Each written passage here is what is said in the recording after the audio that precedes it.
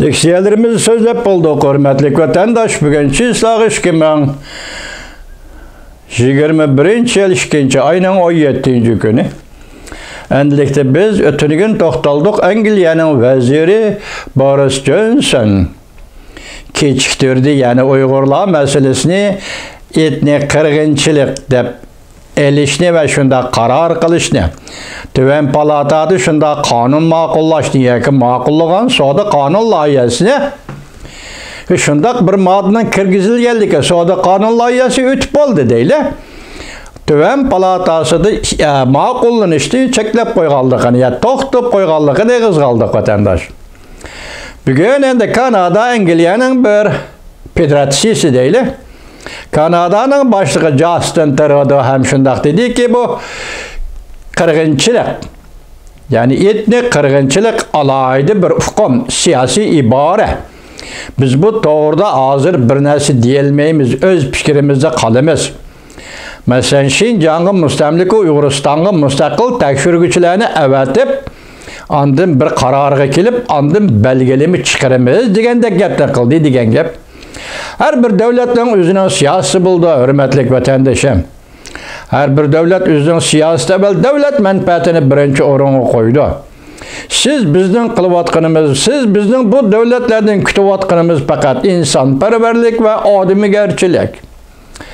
Shu yo'sinda ondan millatimiz Uyg'urni tunishni va Uyg'urning siyosiy talablariga e'tibor berishni va xalqaro jamiyatning Uyg'urning bu siyosiy talablarini e'tirof qilishini, diqqat qilishini va buning tarixini baholab chiqishini, Uyg'urga shu yo'sinda bir siyosat belgilashini hozirgacha talab qilib kelyapmiz, hurmatli vatandosh.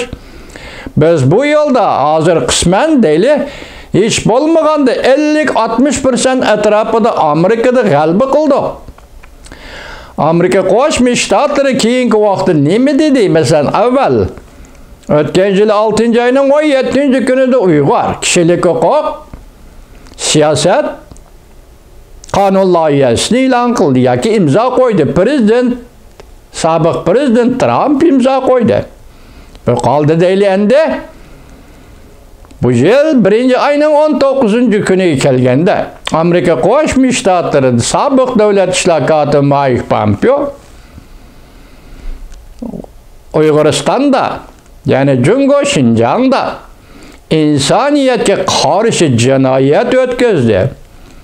Uyg'urlarni irqiy qirg'in qilish jinoyati o'tkazdi dedi. Bu belgilangan siyosat davlat ishlar katibining og'zidan chiqyapti vatandosh.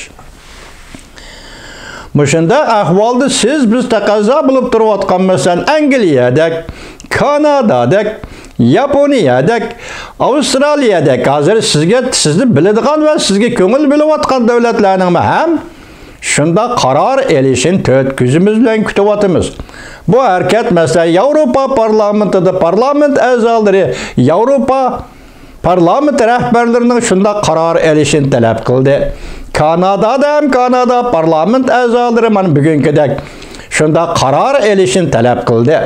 Biroq bunga kelganda Angliya ham shunda. Angliya aytdi shiddat bilan masalan sodi qonun loyihasining ma'qullanishi katta gap vatandosh. Shiddatla shunda e'lon qildi, boshda aytdik. Ikki davlatning davlat siyosati balki kutib turadi. Kutib turadigan vaqt qachongacha balki ikki davlat o'zi biladi.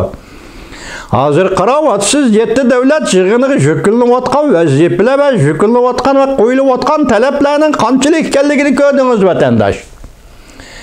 70 nafar mush 7 davlat a'zolari parlamentining 7 davlat parlamenti a'zolarida 70 nafar kishi nima debdi? Jungoga taqobil turishni bu qatam siyosat qilib belgilashinglar kerak. Hozir parlament a'zolari butun dunyo va hukumat arboblari siyosiy yo'llar hammasi o'ygan deydigan gap. Hozir Xitoy hukumati qo'yilayotgan talab. Agar bu qatam Angliyaning vaziri Boris Johnson qat'iy harakat qilib boshlik siyosat aytgandek bir plan. Ya'ni Jungoga birlashib taqobil turish. Avvalgi leksiyada 10 davlat dedik.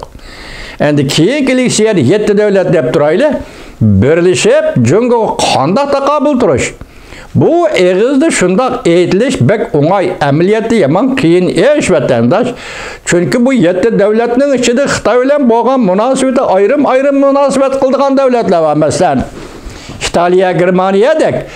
Bırak G'arbning qimmat qarashi, onun da ching turish, G'arbning qimmat qarashi bo'yicha 7 davlatni ittifoqlashtirish, oxirlikcha dedi-ku. Bu yo'l Jungoning xrislariga taqobil turish va Jungoning ustidan g'alaba qilishdan birdan-bir yo'li. Mushundaqla bo'ldigan bo'lsa, Jungo G'arb davlatlarini parchalayamaydi dedi hurmatli vatandosh. Endi kelayli, bugun Angliyada Boris Johnson vazir. Bugün Kanada devlet başlığı Justin Trudeau azı qirg'inchilik degan so'zni kechiktirdi.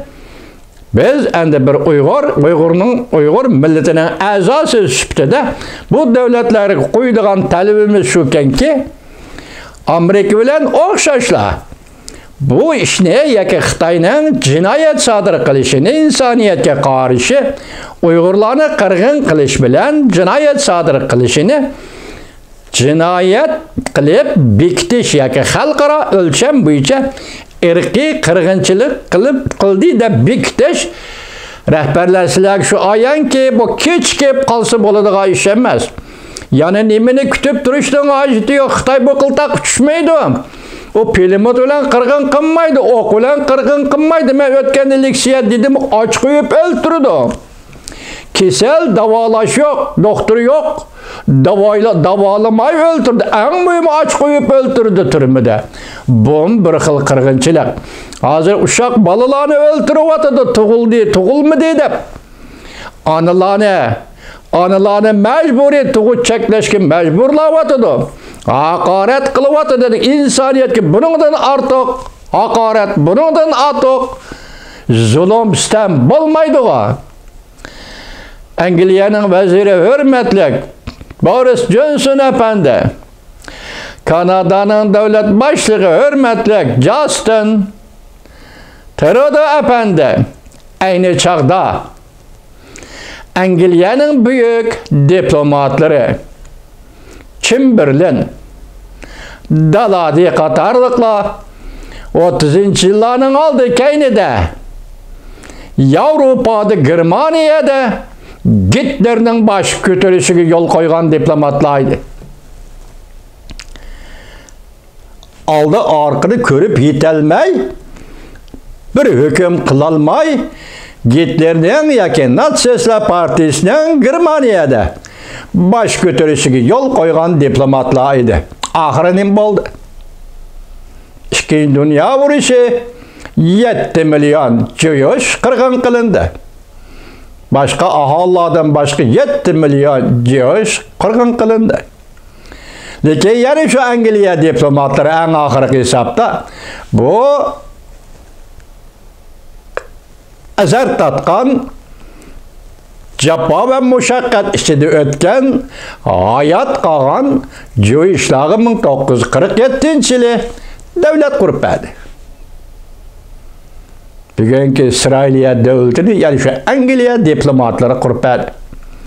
Noktada xatolaşdı, bu xatolikda oxiri bular davlat qurib berish bilan xulosaldi. Bugun Yevropadagi Hitler Osiyada paydo bo'ldi. Osiyada bosh ko'tardi. G'arbi Yevropadagi Hitlerning ismi Hanzo tili, Hanzo yezig'ida ishlaydi. Bugün Asiyada baş ko'targan odam yoki Junanxay yoki Junxo Xalq Cumhuriyatining davlat boshlig'i Xi Jinping deb ataladi. Ismda farqi yo'q. Bugün bu davlatning, bu kompartiyaning Uyg'urlar qaratayotgan siyosati xuddi Amerika Qo'shma Shtatlarining davlat ishlar kotibi Mike Pompeo aytgandek ve növbetdagi Amerika Qo'shma Shtatlari Prezident Joe Biden hukumatining davlat ishlar kotibi Antony Blinken aytgandek ve e'tirof qilgandek ve shu yo'lda mangamiz degandek, bu irqiy qirg'inchilik. Uyg'urlar ustiga o'tkazilgan jinoyat irqiy qirg'inchilik, insoniyatga qarshi qirg'inchilikdir. Shunlashqa bizning Uyg'urlarning Angliyaning vaziri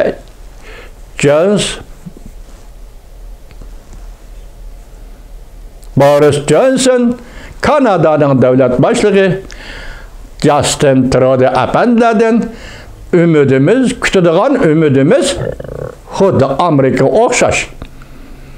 Amerikalıkla, degendekla, hazır Xitayning Uyg'urlarga qaratgan siyosatining irq yo'qotish siyosati ekanligini belgilashini umid qilamiz.